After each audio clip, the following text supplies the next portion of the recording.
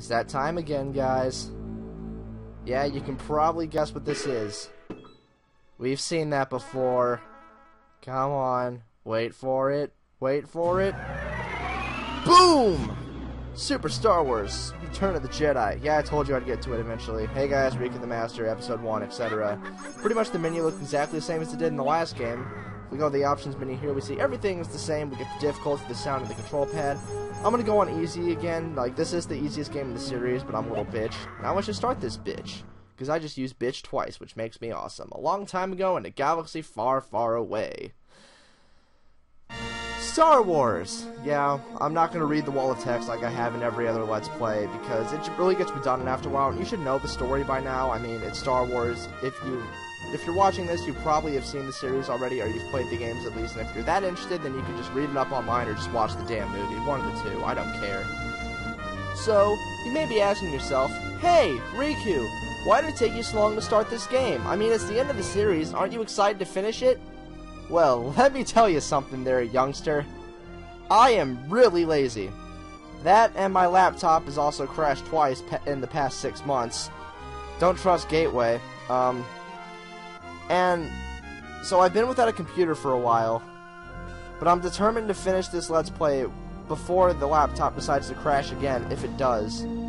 The hardware has just been shitty. But, I don't know. That's why I haven't started it. I am planning to finish the series, obviously, otherwise I wouldn't be recording this right now. I'm also really hoping that the audio quality is going to be better in this Let's Play, because I upgraded the microphone. I'm not on the crappy little laptop mic anymore. I actually have a blue snowball thanks to my brother. He gave it to me after he upgraded his studio equipment and stuff. So I'm pretty much sitting here with a $100 USB microphone, which is awesome. I really hope that you can tell the difference in sound in comparison to the last one, because this isn't a Rock Band mic. Well, thank you for sitting there and listening to me ramble while I buy time for the wall of text to disappear, for covering myself on why my video output has sucked. Alright, there we go. So now we scroll down here. Oh my god, it's the new Death Star. I always thought it kind of looked like a mouth or something. I don't know, just a really deformed mouth.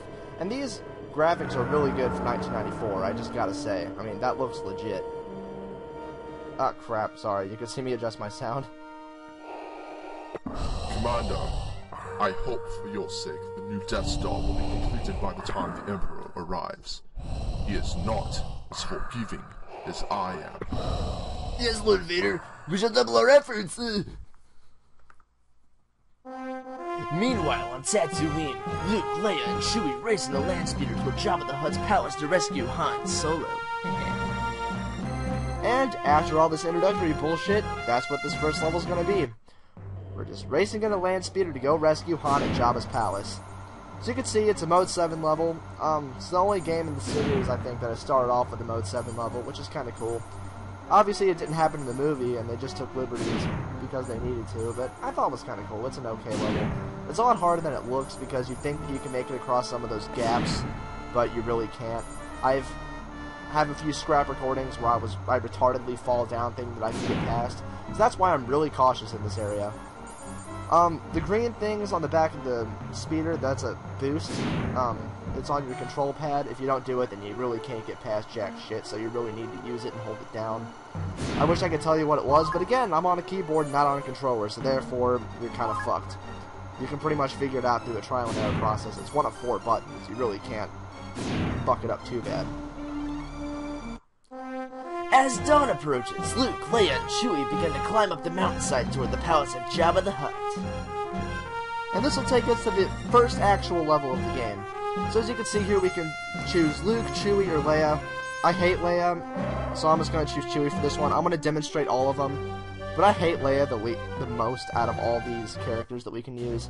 I'd much rather use Luke, but I'm going to be using them probably for the majority of the game anyway, foreshadowing. So gameplay-wise, not much has changed.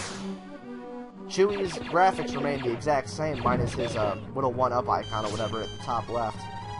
But he's pretty much used the same exact assholes! As I was saying, he pretty much uses the same exact sprite throughout all 3 games. Which, I don't know, I guess that's kind of cool. I mean, it works. He doesn't really undergo that many changes in the series anyway, like Han, Luke, and such. So, enemies in this level include the Jawas, which return after the first Super Star Wars game, just when we thought we were done with their little... Although I don't think they're as bad this time around. We also got those little crocodiles that come out of the ground. Again, not in the movie. Don't really care. God, I am sucking with the platforming section today. Son of a bitch. I'm sucking with the controls. I'm not used to this. But, the crocodiles, after you kill them, they'll, like, release an egg that, like, has a power-up inside it. God damn it! We'll get back to the enemies later as we come across them. R2 returns basically as a checkpoint. That really hasn't changed. Although, I don't think that was in the other two games, but the checkpoints remain. Thermal detonators are the exact same. The graphics remain the same from Empire Strikes Back. The level layout is that you have, like, a whole bunch of different areas that you can go. Like, you have the really top level, which I think is the easiest, personally. Then the middle level, which is, The bottom level is... I don't know. I always go the top level. I typically don't suck this bad. So I really can't say. I don't know as much about this game as I do the other two, so I'm pretty much gonna suck it up, probably, this whole entire Let's Play. The new power-up, as you saw there, was the green floating orbs or whatever. We'll just call them the floaty orbs, because I don't have a fucking name for them. And, I think they destroy pretty much any enemy on contact. They kind of serve as a shield, but you can still get hit.